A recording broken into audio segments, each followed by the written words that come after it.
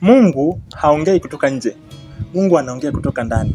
Deep in your heart. Biblia inasema kwamba miili yetu sisi ni hekalu la Roho Mtakatifu. Kwa hiyo hekalu hilo lipo kwenye moyo katikati. Hapa ndipo kuna hekalu la Roho Mtakatifu hapa ndani. Kwa hiyo inabidi uweke moyo wako kwenye position ambayo utaweza kusikia sauti ya Mungu so accurate. Sasa Mungu anasema linda sana moyo wako kuliko vyote unavyovilinda, maana ndiko zitokako chemichemi za uzima. Ndani ya moyo wako kuna kila kitu, each and everything you need.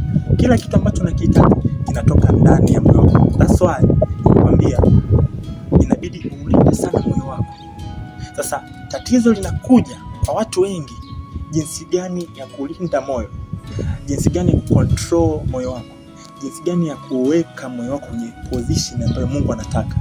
Kwa sababu moyo una kitu kinaitwa involuntary muscles. Involuntary muscle ni mishipa ambayo inaendeshwa bila maamuzi yako. Kuna voluntary na involuntary muscles. Voluntary muscle ipo kwenye mikono, kwenye miguu. That's why naweza nikafanya hivi. Maamuzi yangu naweza nikauweka hivi mkono, lakini sio moyo wako. Sasa jinsi gani utaweka moyo wako kwenye position ya Mungu ikiwa huwezi kuuchezesha moyo wako? Nitakwambia ni siri kubwa sana. Kitu kikubwa ambacho nimegundua ni kwamba ukiliweka pendo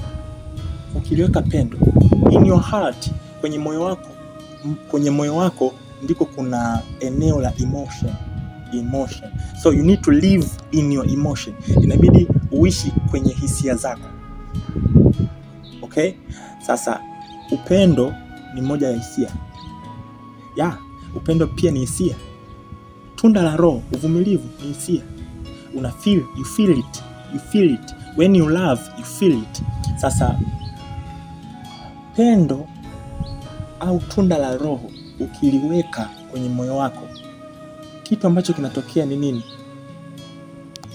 Moyo wako unaingia kwenye state inaitwa heart coherency. Heart coherency ni pale moyo wako unapodunda taratibu sana.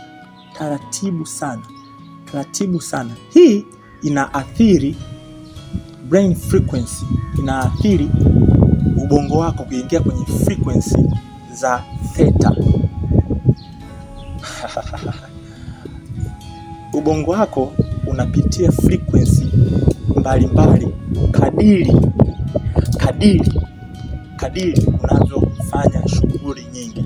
Kuna frequency za gamma, kuna frequency za beta, kuna frequency za theta, kuna frequency za delta, kuna frequency za alpha.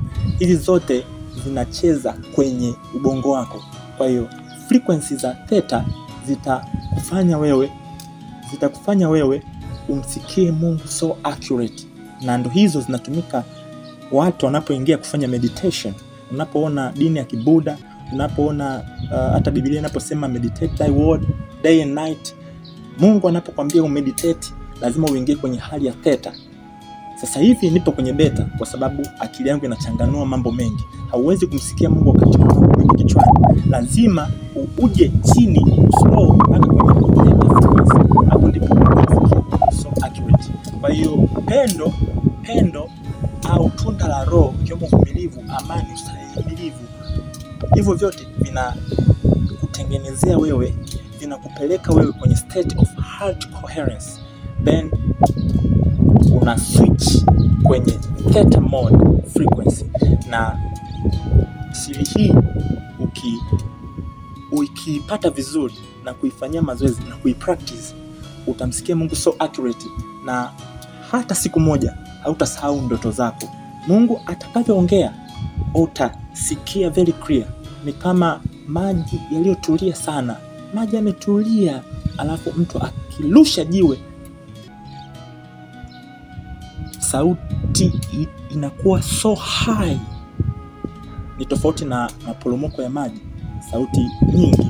Kwa ndivyo ilivyo moyo wako. You need to take your heart to the position of heart coherence. Hapo ndipo utamsikia Mungu. Be blessed sana.